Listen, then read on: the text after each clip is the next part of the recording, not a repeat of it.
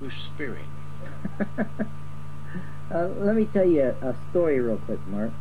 I'll tell you this. Check this out. I was actually out doing some research. This is in my book, too. I was doing some research, and I was trying to connect in every which way I can with an audio recorder.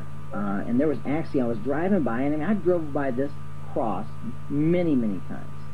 And I look over to my left, and I see this big, huge cross.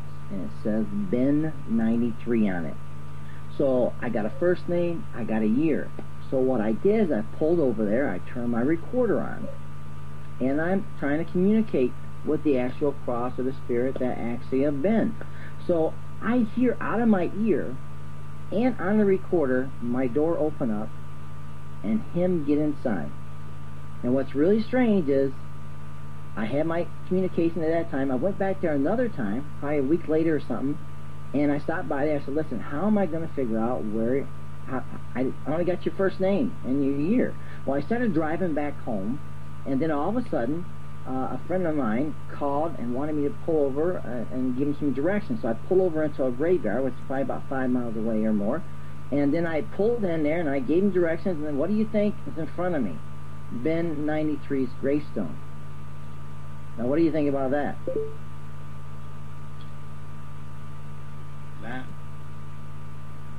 That's brilliant.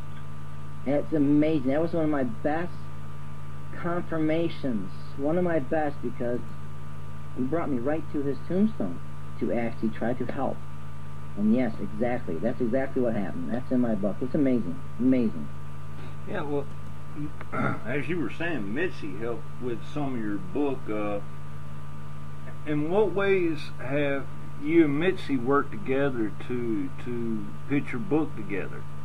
Well, I'll tell you what, Mitzi, she can go ahead and talk about this, how she actually met me and how I actually asked her to join a group. Do you want to talk about that, Mitzi? I can. Go ahead. I actually met through a chat room, and it was just like an automatic connection. We had had visions, we had had similar dreams, so many different things, and we finally found out we had been connected 4 times in a past life. Once we were brothers during the medieval times. We were not blood, but we were connected as brothers. We both died together on the field. We were connected once also as Native American children. I was the elder sister. Rick was my little toddler brother.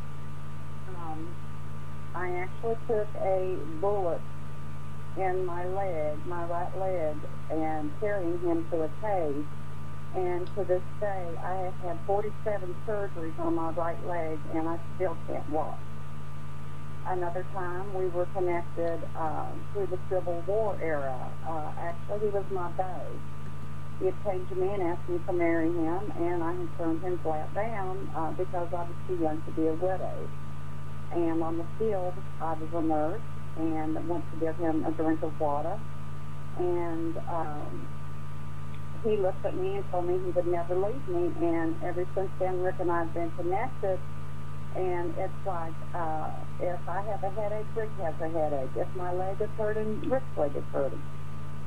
Same with the heart. Same with the heart. If she has heart issues, I have heart issues. Go ahead, Miss. Sorry. We're just, it's just like we're the same person but in 2 separate bodies. It's really unique and it's really special, but at the same time, it is super freaky. It's just unreal. I mean, I can tell you when Rick goes to bed or when he gets up, I will think about, I haven't heard from Rick today, and the phone will ring. Actually, he called me several times the other day when I was in an attorney's office. And I had just was sitting there thinking, I haven't heard from Rick today. And, my phone rings.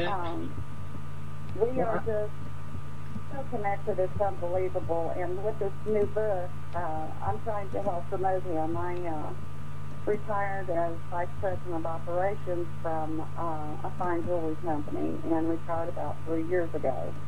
So I do know a little bit about how to get things out there and how to get the ball rolling. I'm not a professional, and I don't profess to be. But I'm doing my best to try to get this book out there and to get Rick out there. Rick is so unique and so special, and I'm just wondering if the world is ready for him. Well, I'll tell you this much. I was talking to Spirit while he was talking, because what I found what you were saying fascinating. And one of the things is that in the spirit world there are groups of people, the same as there are on Earth, of friends. And sometimes people from the same group come to the Earth plane. They're not soulmates. It's not your soulmate so much as a group that you belong to over there. You know, it's like you have a group that likes budgies, you have a group that likes, you know, lions, and a group of cat lovers, like that. And these people come to Earth and do different things, but now you connect, and it's because you're from the same group, and of course, you know, it passes down the ages and through times, and you don't always come to Earth at the same time. Caroline, who sits in my circle, she's 40 years old. But now, someone she's connected with is 23, and they're very, very good friends. But he's actually African French, and it's so totally not what she expected or anything. They're great friends, and this is what happens. And she says it's like we're two peas of the same pod, but we're so different. She's a 40-year-old woman who knows her own mind. She has a career, she's a manager of a hotel and all of it, you know, and he's a young man, 23 years old, lives with his head in the clouds, and he's so polite and gentle. And she said we can finish each other's sentences, and they've only known each other for about 3 months, and this is what happens. And more now with this changing times, more and more people like yourselves on that. That's true. I don't know if it's Cherry or Sherry, or Sherry, but anyway, Sherry, I hope. And but more and more people are coming around, groups that are connected in the world of spirit, that work together over there, are beginning to come together here because it needs to go forward. And as I tell everyone, all mediums and healers, I said, well, what happened was, the reason why you're here is because in your group, your leaders asked, would someone needs to go back to Earth to do some stuff? Who would go back? And you're the mug that put your hand up and said, I'll go back. That's funny. But, That's you know, funny. in a serious note, but this is what it, you know, how I spent many years asking about meditating on the spiritual world, and I work in the spirit world, and it's funny, everywhere I keep going I keep hearing about books, because I keep getting told I've got to write a book. A friend of mine, Deb Hawking, and Caroline, and a couple of others keep saying you should write a book, but I won't write a book about my past, because trust me, I've still got people alive who hate me, and three ex-wives, but that's a whole different story. But You're funny. I like that. Yeah, but see, that also, you know, people would be sitting there, you know, reading this book going, bless you, my son. I tell you what, you know, another thing. Oh, sorry. See what I have to put up with? Come on, defend me, girl, defend me. I'm I said he sensitive. sounds like my dog.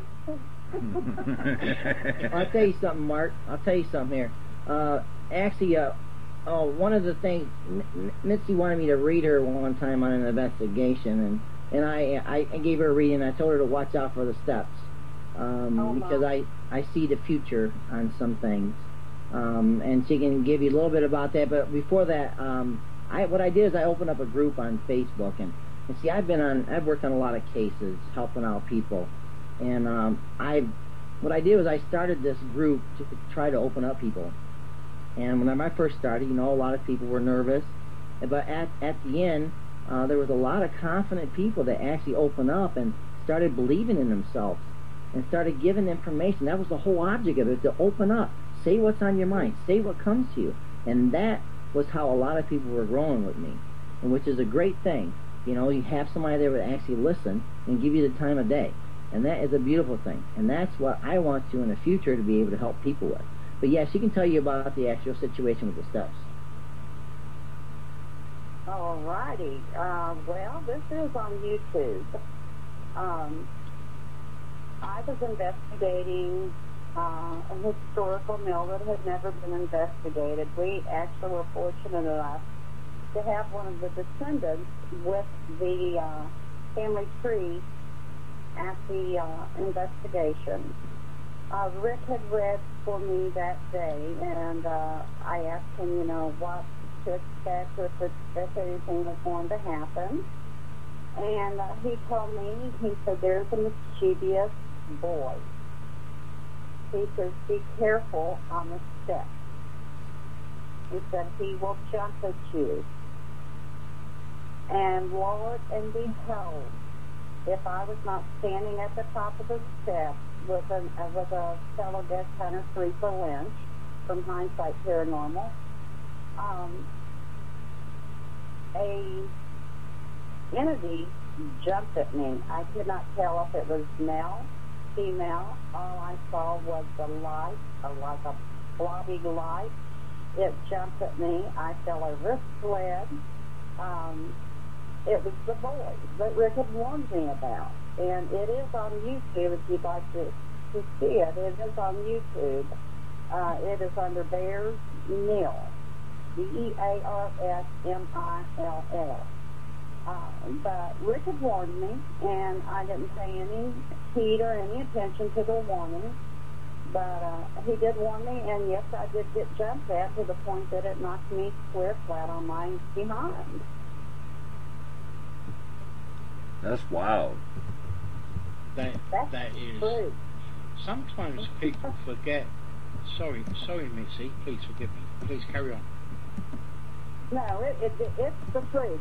It's on video on YouTube. I mean, you know, we had camcorders set up all over, and like I said, Teresa Lynch was with me, and Brian Yacht was with me, and we were doing a flashlight session on the 3rd floor.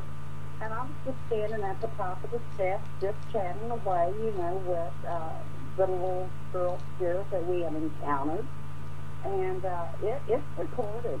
It's recorded. It's out there for anybody who wants to see it. All they have to do is go onto YouTube and go to Bears Mill. I can't divulge the name of the team, but if you put in Bears Mill, BEARSMILL, and that was in Steveville, Ohio, it'll pop up. You'll see it. You'll see the whole flat thing. You'll see me topple it over.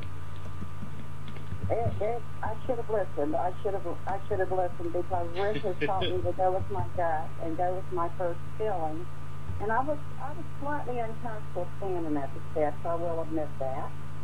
But you know, we go into these investigations in totally dark places. I mean, the only light you have is if you're fortunate enough to be able to carry a flashlight, or you go by the light off of the camera. And you know, here I am. I'm not scared of anything. There's nothing that scares me but snakes.